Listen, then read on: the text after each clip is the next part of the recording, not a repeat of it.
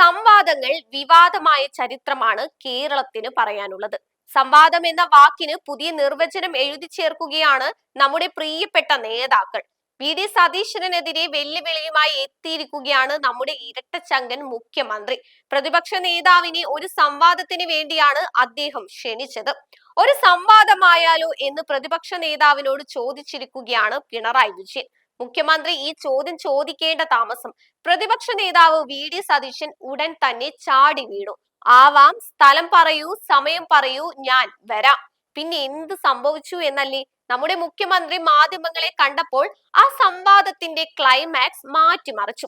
അത് നേരിട്ടുള്ള സംവാദമല്ല, വെറും ഫേസ്ബുക്ക് സംവാദമാണത്രേ. ഇത് കേട്ടതോടെ പ്രതിപക്ഷ നേതാവ് വീണ്ടും ഫേസ്ബുക്കിൽ കുറിച്ചു: അല്ല സഖാവേ, ഈ സംവാദത്തിന്റെ സ്ഥലവും സമയവും തീരുമാനിക്കാൻ ഇനിയും എത്ര ജന്മം കാത്തിരിക്കണമെന്ന്. എന്നാൽ അത് വോട്ടെടുപ്പ് കഴിയുമ്പോൾ നടക്കുമോ എന്നാണ് ഇപ്പോൾ ജനങ്ങൾ ചോദിക്കുന്നത്. ഇനി കൊല്ലത്തെ വാർത്താ സമ്മേളനത്തിലേക്ക് വരാം. ചോദ്യങ്ങൾ ചോദിച്ച മാധ്യമ പ്രവർത്തകരോട് മുഖ്യമന്ത്രിക്ക് അല്പം അസ്വസ്ഥത.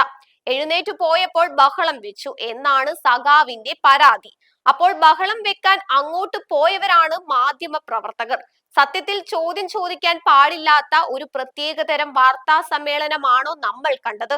പുതിയ അനുഭവമാണെന്ന് മുഖ്യമന്ത്രി തന്നെ പറഞ്ഞ സ്ഥിതിക്ക് ഇനി മുതൽ ചോദ്യങ്ങൾ ചോദിക്കുന്നതിന് മുൻപ് അനുവാദം ചോദിക്കുന്ന ഫോം എന്തെങ്കിലും പൂരിപ്പിച്ച് നൽകേണ്ടി വരുമോ എന്ന് കണ്ടറിയണം.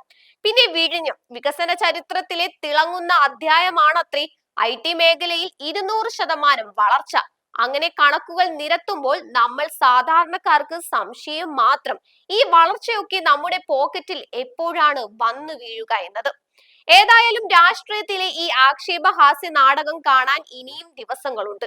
അതുകൊണ്ട് തന്നെ സംഗതി ഇപ്പോൾ ഒരു സസ്പെൻസ് ത്രില്ലർ സിനിമയുടെ ക്ലൈമാക്സ് പോലെയായി മാറിയിരിക്കുകയാണ്. ഒപ്പം വി.ഡി. സതീശൻ കാത്തിരിക്കുന്നു. നമ്മുടെ മുഖ്യമന്ത്രി ഫേസ്ബുക്ക് പോസ്റ്റിൽ വികസനത്തിന്റെ കണക്കുകൾ എണ്ണി പറഞ്ഞിരിക്കുന്നു. എന്തായാലും ഈ രാഷ്ട്രീയ നാടകം ഇനി എത്ര ദിവസം നീളുമെന്ന് ആർക്കും അറിയില്ല. തൽക്കാലം നമ്മൾക്ക് വികസനത്തിന്റെ കണക്കുകൾ നോക്കി സംതൃപ്തിയടയാം. സംവാദത്തിന്റെ ക്ലൈമാക്സ് വോട്ടെണ്ണുന്ന ദിവസവും കാണാം. കാരണം അന്ന് വോട്ടർമാർ തരും കൃത്യമായ മറുപടി.